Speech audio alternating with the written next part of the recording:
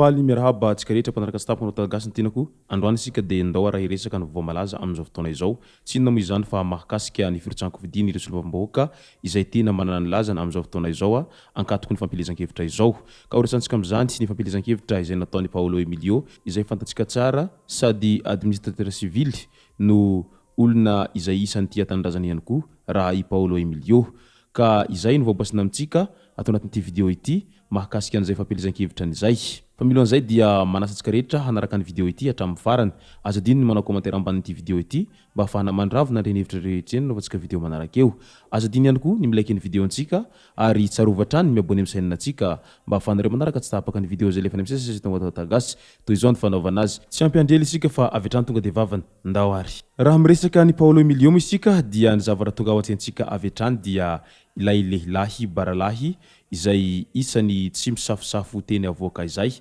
fa azo lazaina fa lehilahy tena sahy ary ampiheverana izy rehefa miteny sy maneho ny heviny maha olo-pirenena azy sy amin'ny maha olo manam-pahaizana azy i Paolo Emilio dia azo lazaina fa isan'ny malagasy izay avaram-pianarana no sady tia tanindrazana ihany koa tsy vitany tia tanindrazana fa tia ireo vahoaka manodidina azy sy ireo vahoaka izay amboribory-tany izay adidiny sy izay nirotsahany izay ary tiany ihany koa ny vahoaka malagasy rehetra iray manontolo ka izay no mahatonga ny Paolo Emilio izay manao aintso zavatra mihitsiny maneho ny heviny sy manao izay fomba rehetra mba ahafahany manampy ireo mpiarabilina aminy indrindra fa ireo marefo sy ireo ankizy kely izay mila fanohanana izay matetika i Paolo Emilio hitantsika maneho ny hevitra somary mafimafy ary masitsika izay tsy hoe masika kory izy fa amin'ny maha olona anatra azy sy amin'ny maha olona manaradalana azy dia rariny sitsiny raha toa ka somary maherihery izy rehefa maneho hevitra izay satria amin'ny maha olo-mpanjakana azy sy amin'ny maha olo manamboninahitra azy izay dia ilaina ihany izay fanehoan-kevitra feno fahasahisahiana sy ampiheverana ary manaradalana izay na dia eo aza izay fanehoan-keviny feno fahasahisahiana sy ny tariny izay dia tsapa sy hita hatrany fa i Paolo Emilio dia olona tena manaradalana ary olony lalàna tsy vitany olony lalàna ihany i Paolo Emilio fa olony fo ihany koa satria tia manampy ny mpiarabelona ary tia manampy ny mpiaramonina indrindra fa ireo malagasy rehetra izay hitany fa mila an'izany fanampiana izany ary tia manentana ny sosialim-bahoaka tsirairay avy izy ary izay moa efa fataony foana hatramin'izay fony mbola tsy nilotsaka amin'ny solombavambahoaka izy dia efa nandray andraikitra ary hitantsika izany fandraisany andraikitra izany eo ihany izay rehefa hitantsika matetika i Paolo Emilio izay maneho ny heviny mahakasika ireo vahoaka malagasy izay voaravatany etsy roa izay mitalao sy mitomany izay anaovany fidinana ifotony mihitsy mijery ankaiky an'izany olana izay mianjady amin'ny vahoaka malagasy mpiray tanindrazana amin'izany satria maharary azy ny maharary an'ireo vahoaka malagasy izay mitovy amin'izay nanomboka ny fampielezan-kevitra amin'izao fotoana izao izay hita taratra fa efa maro ireo kandida izay solombavambahoaka nanao fampielezan-kevitra izay nanomboka tamin'ny 8 Mey iny ary tsy diso anjara tamin'izany i Paolo Emilio izay nanomboka an'izany fampielezan-keviny izany izay hita sahady ary ny baribary fa tena vorolanina ny vahoaka ary tsy tambo isaina ireo mpanaradian'i Paolo Emilio amin'izao fotoana izao mbola fiantombohan'ny propaganda izao dia efa hita taratra sahady ny fitiavan'ireo vahoaka any Paolo Emilio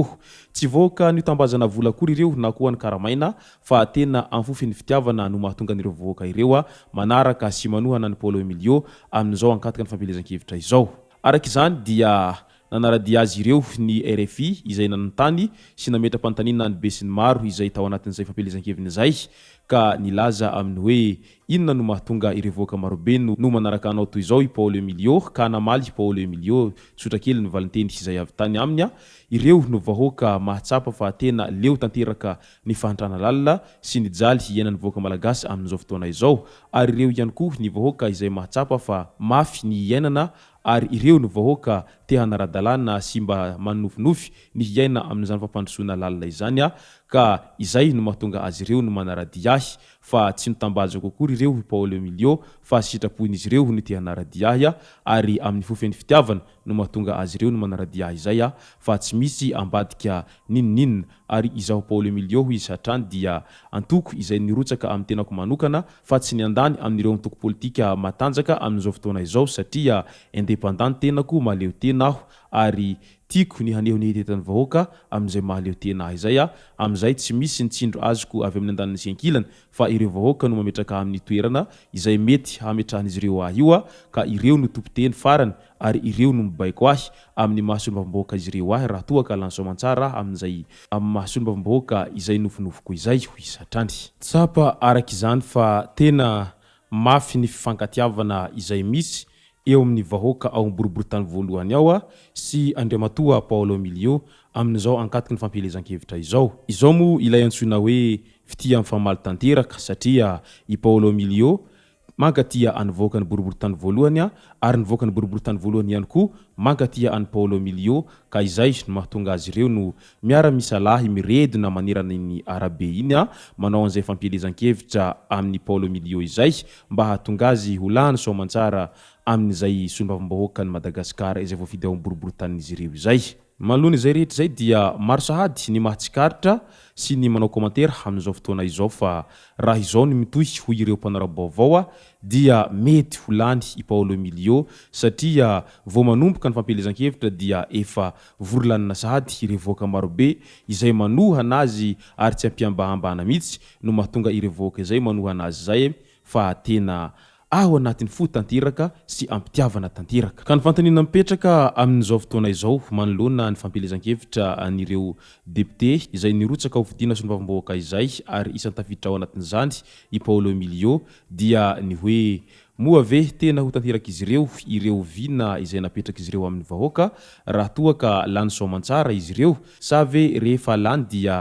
hadinodino ireny toky fampanantenana izay natao an'ireo vahoaka marobe izay nanaradia sy nandany azy ireo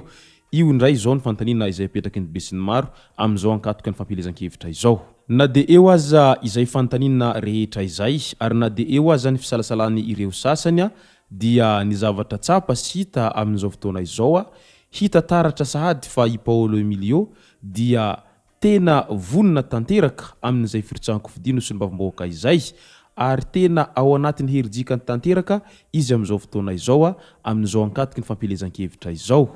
i Paolo Milio dia lehilahy malagasy izay tena vonina ary sahy hiaro sy hijoro ny tombotsoan'ny voaka malagasy tsirairay nino kidona nino kitranga ho isatrany raha mbola velonaina dia tsy maintsy hiady mafy ho an'ny tanindrazana sy ho an'ny voaka malagasy rehetra iray manontolo ary voaka malagasy tsy ankanavaka izany fa tsy midika hoe ny voaka malagasy amin'ny boriboritany izay horutsahako ihany no ho arovako mafy fa hiady ho an'ny voaka malagasy rehetra iray manontolo ny antony irotsahako amin'izao firotsahako fidinina solombavambahoaka izao ho izy hatrany izy raha teo moa dia président synady izay syndicat-n'ireo administrateur civil marobe manerana ny nosy ary efa matetika miady mafy ho an'ny malagasy sy ho an'ny zony tsirairay izay raha i Paolo Milio izay sy zay raha tomboko lasy tomboko vavy ny masaka azona roso tao anatin'ity vidéontsika ity ka misaotra antsika rehetra nanaraka hatramin'ny farany manasa antsika hanao commentaire ambanin'ity vidéo ity